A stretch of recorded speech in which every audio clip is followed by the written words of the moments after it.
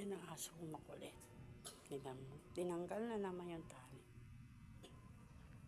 Nang pag pinapagalitan niya.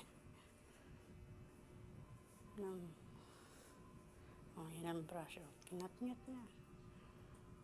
Pasaway yan eh.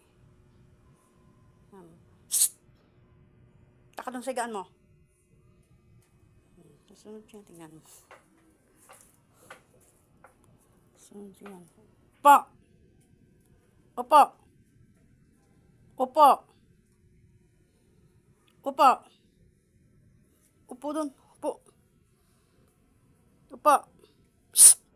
Doon! Upo! Huwag kang aalis dyan, ha? Upo! Huwag kang aalis dyan, ha? Habol ka na naman ng pusa, eh. Kulit mo, ha?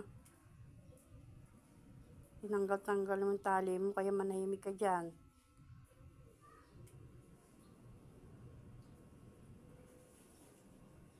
Kikinig ka lang, eh. Kapag pinapagalitan ka, eh. Po ka na! Tama. Po. Po doon. Nga mo kalat mo, kalilinis ko lang, oh. Oh, sabi ko mo, upo, ayoko ng kamay. Kamay. Po. Po ka, ano dyan. Alam natin yung puwan. Para hindi siya pumasok sa loob. Sabi ko, huwag kang aalis. Anong ginawa niya sa tsinelas? Pasaway itong aso, eh. Doon. Po! Huwag kang aalis, sabi dyan, eh.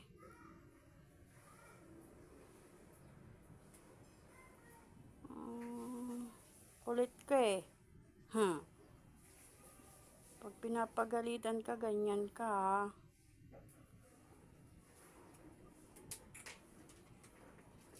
Kang aalis, ha? Kang aalis dyan. Dyan ka lang. Anong ginawa mo? Kalilinis lang dyan, eh. Kawawalis ko lang, eh. Pati mga tsinelas, pinaglagay mo sa ano mo. Pakainan. Tingnan mo. Ano ka, ha? Tinanggal-tanggal mo yung tali. Upo ka na.